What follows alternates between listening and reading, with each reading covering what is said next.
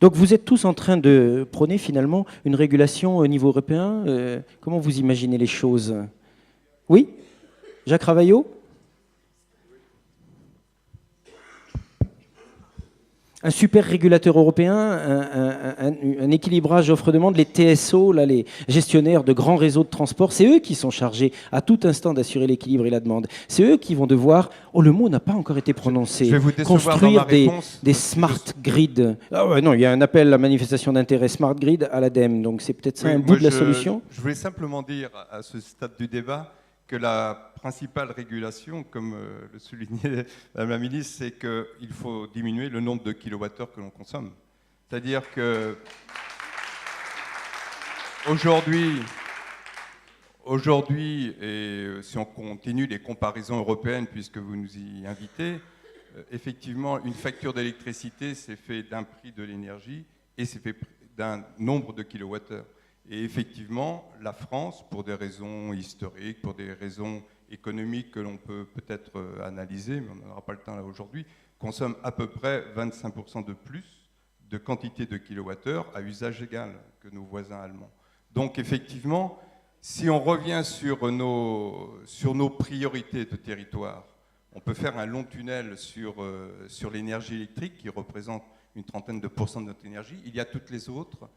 Vous le disiez tout à l'heure dans vos propos initiaux.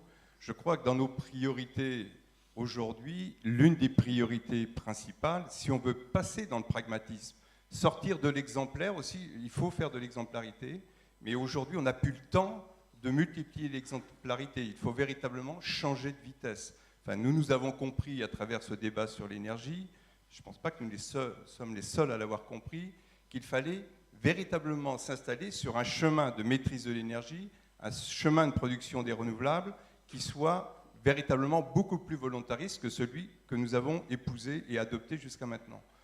Donc effectivement, si demain les territoires veulent véritablement reprendre leur dimension, reprendre leur destinée en main sur ce domaine-là, en véritablement, je dirais, essayer de submerger aussi un problème de crise qui a été évoqué sur la précarité énergétique et qui nous menace tous réellement dans nos pays développés, il y a nécessité, je crois, d'enclencher des grands programmes territoriaux, locaux, véritablement de maîtrise de l'énergie.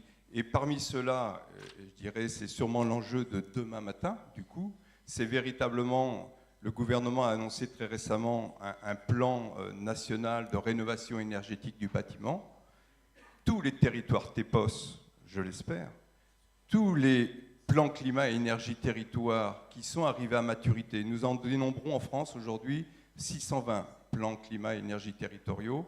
Un tiers d'entre eux sont dans le champ opérationnel aujourd'hui, c'est-à-dire qu'ils ont leurs réflexions, ils ont leurs études préalables, ils sont capables de franchir le niveau de l'opérationnalité.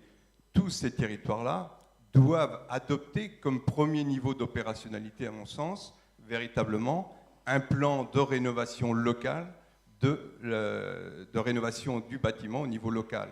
Et là, on retrouve toute la dynamique qu'on disait tout à l'heure, c'est-à-dire qu'en fait, on recrée une économie locale, c'est-à-dire qu'on reprend des parts de marché, on refait vivre, je dirais, une profession, enfin certains ateliers d'ailleurs en ont parlé, je l'ai entendu ce matin, une profession qui doit se remobiliser, c'est-à-dire qu'on sort du concept écolo, bobo, écolo, classe supérieure, aisée, qui peut se payer le luxe de l'écologie.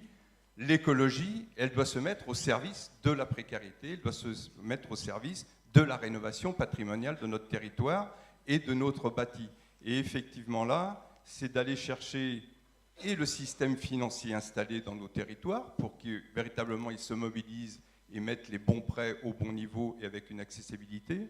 Il faut que quelque part, nos professionnels du bâtiment saisissent cette chance par de la formation, par du regroupement, par une nouvelle restructuration de leurs propres équipes locales, pour véritablement répondre à ces métiers qui ne sont pas nécessairement nouveaux, enfin certains d'entre eux le sont, mais la plupart du temps, c'est véritablement une adaptation des métiers qu'ils ont déjà entre les mains à des pratiques nouvelles, effectivement, d'efficacité énergétique dans le bâtiment. Et là, nous sommes véritablement les deux pieds dans une, j'ose dire, une révolution, parce qu'il faut engager tellement de monde dans ce processus que tout le monde doit s'y mettre.